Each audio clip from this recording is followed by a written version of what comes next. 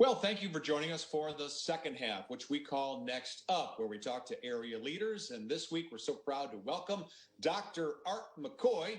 You know him from education circles. He's been the superintendent of the Jennings School District. Well, he's retiring, but hardly retiring, in fact, because he's going to become the new workforce development leader for the Regional Business Council. Dr. McCoy, thank you very much for joining us on Next Up. It's a pleasure to be with each of you. Pleasure's ours. Tell our viewers what your new role will be all about. Well, that's easy. So you see a star behind me. We're working on promoting and showcasing our stars and creating more stars. That's an acronym for me for supporting pre-K through 20, the 20th grade, to make sure that we ultimately have a pipeline where we have 1,000 new employees in 4 sectors: technology, advanced manufacturing, as well as the trades and healthcare. Secondly, we want to transform what education is like in that pre-K through 20 area. And we want to touch people who are not in formal education, in training programs, micro-credentialing programs. We want to help people access the data and access opportunities. That's the A for our stars. And we're reconstructing what mentorship looks like, as well as what recruitment looks like, by having the corporations, the over 100 corporations of the RBC, commit to individuals for 2 years, 4 years to the completion of their associate's degree or their bachelor's degree or a career pathway job that gives you a living wage. And then the last S is to really show you. We don't want to just talk about it. We're not a think tank, we're a do tank, and we will show you our stars that are here in St. Louis. Ray? Dr. McCoy, a lot of people in public education feel that public education itself is under attack in capitals such as Jefferson City, in the name of charter schools, in the name of vouchers, private school funding. What is your sense of that? I'm a pro-excellence superintendent, and so I tell people I'm not pro-choice, I'm pro-excellence, which means I believe the systems are created for the students. So if the system is excellent, the students should get access to it. That's from homeschooling, parochial schooling, vouchers, for opportunities. If you're stuck in an environment where the system is underperforming, no child should be forced to stay in a system that's been unaccredited or provisionally for 15 years, 20 years or more. So I'm, of course, for public schools because I'm a public school superintendent, and I know charter schools are also public schools. So I'm pro-excellence, and I'm against anything that's not excellent or that's failing. And so I do know that the COVID pandemic has created an opportunity to show the weaknesses and the lack of customer service in the quote-unquote public schools, because many of school districts did not get back into service, whereas private schools were in school the entire time. Now, I can't say that's the case for my system. We got back to school before even the parochial schools. We piloted in April. We had everyone back in July, and all students, 70% were back by August for the regular school year, and the rest were virtual. So we were the exception to the rule, but I believe that it exposed the weakness, an area for improvement, and I believe this next school year you'll see a difference where everybody's back and trying to do their best. Dr. McCoy, one of the things I hear, and it irritates me, I'll be quite simple about it, is in discussions about future for Black young people, Black kids, it's just like, oh, you got to get the Black kids into the trades. You got to get the Black kids into the trades. And I've thought, like, well, how about we get Black kids into college? And, it's like, well, they can't do that. And I'm wary of setting the goal not as high as it could be. So what are your thoughts on that? I love it. I love what you're saying. It's a both and it's not an either or. So I'm an educator, and I tell people college is a means to an end. Education is a means to an end towards a living wage and a career and a life full of happiness and productivity. So don't get confused with the means for the end. So what we're doing is saying we want to have multiple on-ramps and multiple off-ramps. The programs we're creating gets a kid in the door without a college degree, but with a certificate. But then it requires that the corporations continue to invest using their tuition reimbursement for the completion of a 4-year degree and sometimes a master's degree. So they're not stopping with this job. They're getting on a career ladder. And that ladder then gives you the happiness, the power to actually have happiness and the pursuit of happiness and liberty that we want. So it's a both and. Now, some people in many of the jobs will not require a degree. Over 50% in technology won't require a bachelor's degree. So what we want to do is get people to the right opportunities that give them the skills, the post-secondary skills that gets them on a pathway. So my secret sauce is I push this into the junior year of high school, where I literally had my high schools go on an 8-block schedule, 4-period schedule.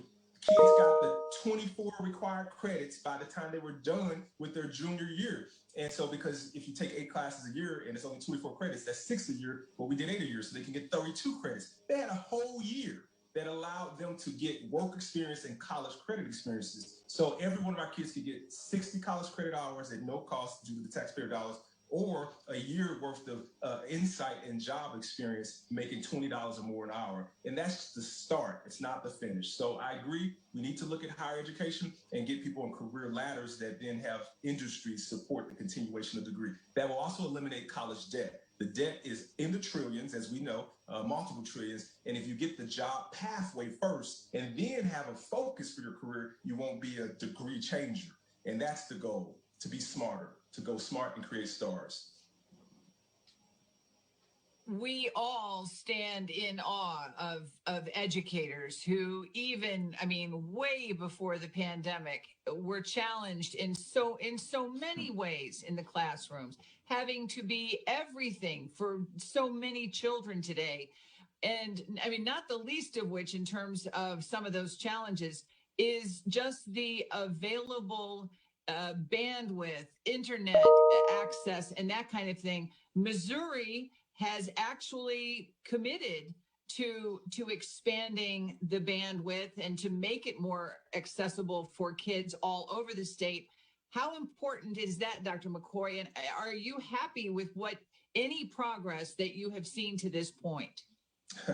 Let me give you a little bit of insider talk. I'm never satisfied, but I am pleased with what we did regionally, but not in the state. So there are still about 20% of our rural families that don't have internet access. One of the first things I did was I reached out to Sam Page. I texted him. I said, we need $4 million as a school district. I said this in March and April, and he jumped on it real quickly. It was political season, so he was very responsive. And he said, hey, I'll give you $4 million, but who else can you share it with? He held a meeting in our gym, and he initiated the library broadband situation with hotspots for every one of our kids, as well as Chromebooks, not just for our kids, but for Normandy, Riverview, and even I asked him to help out Kevin Carl's district, Hancock Place, and others in South County, St. Louis. And it happened. It was not that fast in the rural areas. They, to this day, don't have broadband connection. So there were 7 C's that we focused on as I wrote the paper for how to school successfully during COVID. One was connectivity through hotspots. The second was computers. Everybody should have Chromebooks, 1-to-1. The third were life coaches to deal with mental health, trauma, and anxiety. As you point out, Wendy, we were focusing on these epidemics before this pandemic of mental health crises, where 7 out of 10 youth had mental health trauma. And during the pandemic, more like 9 out of 10. So those are the first 3 C's. We needed champions for certain policies and procedures, as Ray pointed out, to make education more equitable. And then, of course, we needed courage, and we became contact tracers. I had 1/4 of my staff become certified contact tracers. And then lastly, we had to make a commitment to real-time communication and facts because things were changing so much. Those were the 7 C's that had us be successful. During COVID, I'm on the governor's task force for the reentry of school. I shared it with the state. We got it to MSBA to publish and publicate it to all the school board members and so forth. So I totally agree with you. We have our work cut out to make sure across the state you have broadband connectivity as well as computers, 1-to-1 Chromebooks, and more. And so I want to just say this is 2 sides of one coin. Alvin's question and statement about Black children being marginalized towards only the jobs of trades is real, and that's marginalization. We don't want jobs. We want business owners, and we want career pathways for life. On the flip side, we can't ignore rural places that have no connectivity, no businesses around them that will give them apprenticeships and internships like we have, 300 here. And so we really want to connect the dot and bridge those needs to meet the need at the speed of the need across the state. And I've been talking with the state workforce development department, Dr. Marty Leathers, and even the governor working towards that goal. I have a question that sort of dovetails off of Alvin's that had to do with trades. and certainly the marginalization is not a good idea. But was there a period in time in education, let's say 10, 15 years ago, where nobody was being told to go into trades and you must go to college and you must build up this debt, which became one of the offshoots of it? And so when I talk to people I know who are plumbers, electricians, they're like, there aren't any around, Joe.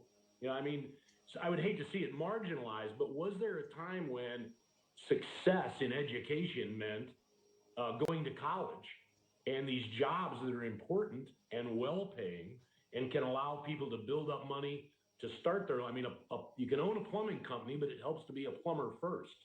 Do you think there's at least a recognition that the trades are not some embarrassing profession to get into? Oh, yes, by all means. All right, so you make a valid point. I'm on the board of the construction forum, and we've been working on rebranding the names of it so that people won't have the old stigma of the trade schools. If you recall, back in the 70s and 80s, there were trade schools, Northwest and so forth, and that left the stigma of, okay, you're just going to be a plumber. Well, the fact is, plumbers and carpenters get paid more than entry-level teachers, social workers, and even attorneys in many cases. And so what we have forced is the teaching of micro enterprises and small business ownership, so that the youth does not stop with the job as a plumber, but that they become a business owner, that they don't stop with the job as a carpenter, but that they get the skills to have an MBA eventually, or to manage a business and manage people and have leadership skills. This is what I've coined as power skills. And so ultimately, when we talk about the career pathway, you want to teach people how to get a job, how to keep a job, how to get a promotion, and then how to own the job, how to multiply it and be a multiplier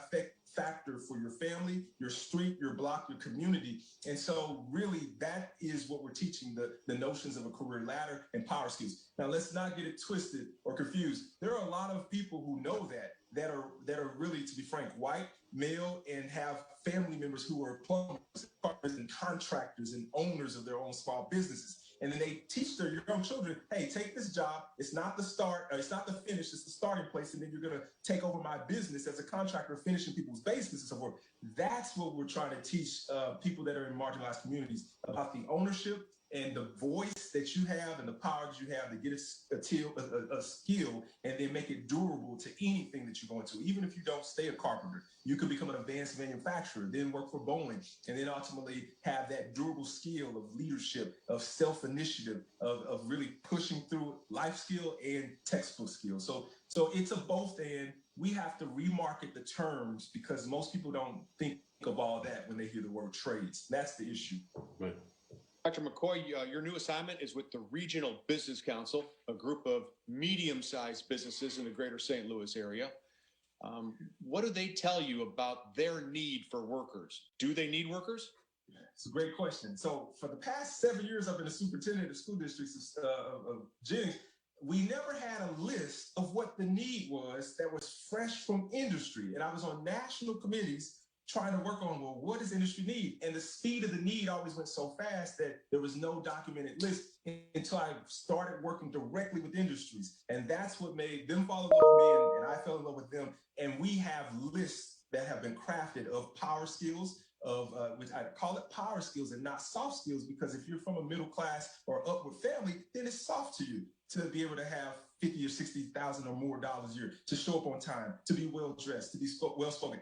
That's something that's easy because you see it, you do it, you know it. But if you're not in an environment that's typical, then that's a power skill. You're teaching people to do this because it gives you power, it gives you respect, and it ultimately helps others to see that you want to be on the track for more power. So yes, is the answer to your question. We've learned specifically what power skills are needed, what domains they fall in, from the internal domains of mindset, of having confidence, of having the ability to smile even when things aren't so happy, because it's about the customer and making sure they're having a good experience with the product. And then sometimes the less internal aspects and more so the external, like showing up on time, being well dressed, being well spoken, being well traveled, being well versed, understanding multiple cultures.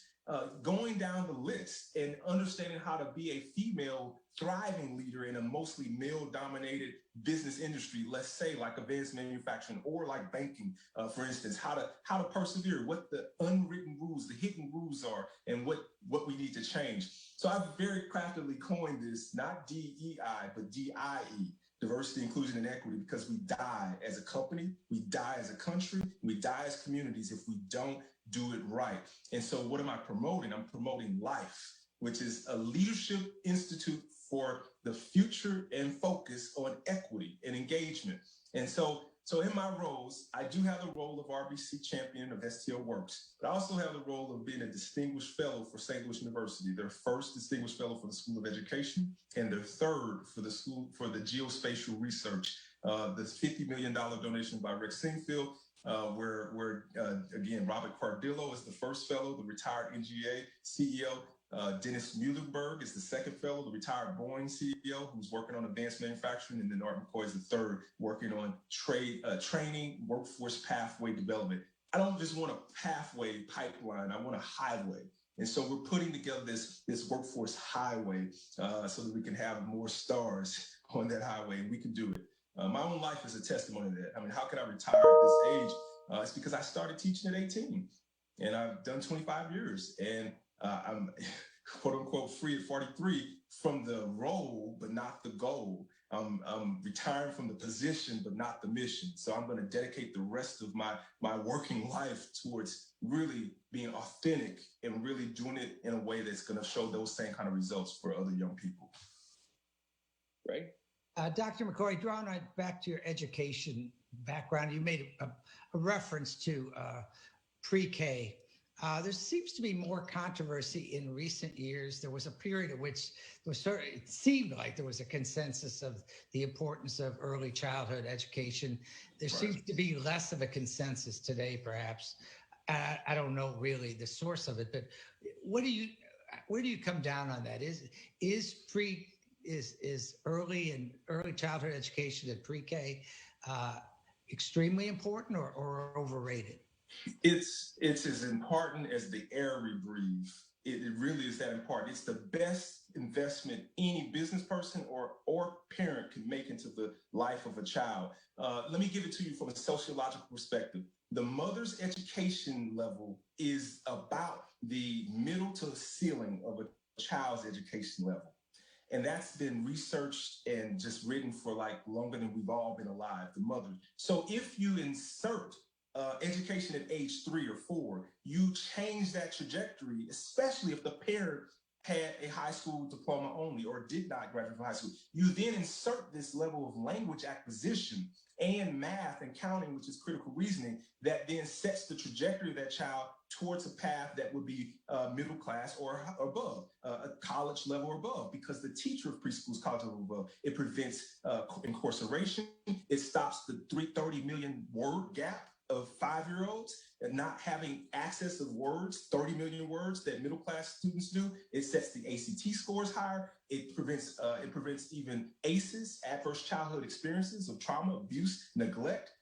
So yeah, the research is just enormous on the impact of the years of age 3 and 4. That's how I met the governor's wife. I partnered the Nurses for Newborn program and the Raising STL program from the city. I brought it to the county to make sure every pregnant mother had a nurse and a parent mentor from conception and birth of the child, and had them working with the parents and then giving them words, little sticky notes of cards, reading books to the child, even while they're in the stomach of the mother. That's all part of this. And then, of course, at age 3 and 4, early childhood, and then kindergarten and 5th grade. It's the best investment for the long run. Dr. McCoy, with everything happening today at such warp speed, how do educators stay on top of potential career paths of the future?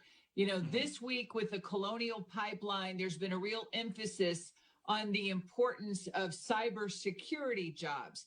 How do you as an educator address the future when things are moving so quickly? I have to say, that's why it's a need for us to create a leadership institute for the future of equity and engagement in education, in business, and in communities. As an educator myself, I did it by really reaching out and touching those businesses. I would raise $2 million of private funds from them to create a foundation, to use a foundation to then pay for internships. I helped Brian Cross and the Missouri Chamber of Commerce to establish the Show Me Careers program, which takes teachers and counselors every summer to do externships for 1 week at the businesses that's in their locale. We actually started that in Ferguson, Florissant, and Francis Howell in 2011 before the St. Louis Chamber, and through Deborah Patterson's work with Deborah Holmes, and then Deborah Patterson from Monsanto at that time, now Bear. And so now it then got crystallized to that program. So what we want to do and what we are doing as the RBC is we're supporting the Show Me Careers work. We're supporting the work of Brian Cross. We're supporting those school districts who are doing teacher externships so they can go to the businesses in the summer, and that's their professional development. No more sitting in the classroom, no more sitting at home remote and doing a PD, a professional development on the screen. Go to the business, because that's what a carpenter told me. The best way to know whether you can do the job is to put you on the job and see if you do it or not. Don't read a textbook. The same is true for teachers and counselors to learn what's going on. And business is fast. It's moving at the speed of business. So people have pivoted that are being successful, and those that aren't, will not be here. So you have to go see the pivot and be a part of it. I've had students do externships in Future Ready labs every summer, but we're also paying teachers now to do externships at the businesses. That's one big part of this. So Art, that list that you gave, and a lot of kids, they fulfill that list, and then others, they do what they need to do to put themselves in a situation to work in the trades. So they want to work in the trades, but meanwhile, down at the union hall, they're thinking something else altogether different. And then meanwhile, down at the corporate office, there's some attitudes that are completely different. Our best and our brightest get the heck out of here. I'm going to be honest with you. I would like to see my daughters leave and come back at some time. How do you combat that? Because that's a reality of St. Louis. And all the talk won't change the attitudes that hold people back. How do you fight that? You're right. Real money is the quickest way. When I had real people, I got 50 of them right now that are going to be doing work with us. 30 that are upstairs from where I'm at right now that are celebrating getting, $20 an hour apprenticeships in a tech company with Cigna and the training from Darty Business Solutions. That's an IT accelerate happening right now. When those kids who are high school 18-year-olds and then last year's graduates, when they really show their friends that check and they walk in the room with a Gucci bag, their friends like, did you steal that? No, I got a job that's paying me more than my mama makes. That's the fastest way. It's always been the word of mouth. And so the key to keeping our talent here is giving them access to incredible opportunities. People say this about education. Education is the great equalizer. Yeah, that's true. But access to powerful opportunities is an equity supersizer. You want to give them the opportunity and you want to showcase your stars so that these young people can say, I don't have to go to Chicago to have this happen for me. I can be right here and be paid, be well educated, taken care of for 4 years, and have a commitment from a business. Their loyalty to me makes me more loyal to stay here and be loyal to you. And so that's our shortest method. In the long term, you should establish relationships and that mentorship, that R for reconstructing what mentorship looks like, where you really have a white person and a black person really intergenerationally talk and say, you're going to take my job. So I want to give you everything I know to invest in you because I'm giving it to you. I don't want to keep it. You're going to be the next best journalist. You're going to be the next best banker or engineer and so forth. And that's what companies like Clayco have done. That's what companies like many of them are doing more. Even BJC that's committing their tuition reimbursement to following the kid through the nursing degree and more. And so that commitment will lead to people staying, in my opinion, more and us not losing our talent. What is the most detrimental attitude that you hear from the kids that you've had to deal with? Is there, they're like, well, there is no success for me. There's no chance for me. I mean, what is it as an educator? You say, look at all these programs that we have, and they just think that's not for me. How do you combat what seems to be an seemingly already entering the system with somewhat of a defeated attitude that these opportunities are not here for me? How does that impact their ability to succeed? I've been an educator in almost every level and almost every environment. I mean, I have been in every level from pre-K through college, teaching graduate school. So let me give you a multifaceted answer for your very intelligent audience. In urban or more so impoverished places, because it's rural and urban, the school is your savior, and that's where you have some destitute situations. In the affluent places, which I've taught in, the school is the slave to the desires of the rich. That your parent gives you a $20,000 check to your business, your school, and you close school that day so they can do what they want, go to their mentor, fly to this place, and make it part of education. And then middle class is all about, as someone said earlier, I think it was either you, Joe, or Alvin. Middle class is about the pathway to college. How can you be better than the previous generation? So the despondents in each student at the lower SES, the middle, and the higher, it sounds accordingly to the purpose of what education was for. At the lower SES, it's just to get the heck out of here. I'm on survival mode. We're all just trying to make it. A gunshot could have went past me. I almost died. I know 5 friends who did. I feel like I'm depressed already. I feel all alone in the world. I've been abused and neglected, ignored, and the world is not for me. So the goal is to get you out and up towards a pathway to take control of your life, not be a survivor, but a thriver. And that's what, giving kids that I can name $25 an hour in the trades while they're at 17 or 18, because in our school system, I gave 12th grade to industry and 11th grade to industry. What does that mean? The kids got they got IRCs, industry recognized credentials, and that's how they got promoted. So as a junior and a senior, you got IRCs. So those IRCs are carpentry, construction certifications in power tools, forklifting, so forth. In food, Dr. McCoy, we're going to have to leave it there and pick it up on that point next time. And we hope that next time comes real soon. Thank you very much for joining us on Next Up, and good luck with the Regional Business Council Workforce Development. Thanks for joining us. Thanks for all you do. Thank you all. Pleasure to be with you. Dr. Art McCoy with us. Thanks, everybody. We'll check in with you next week at this time.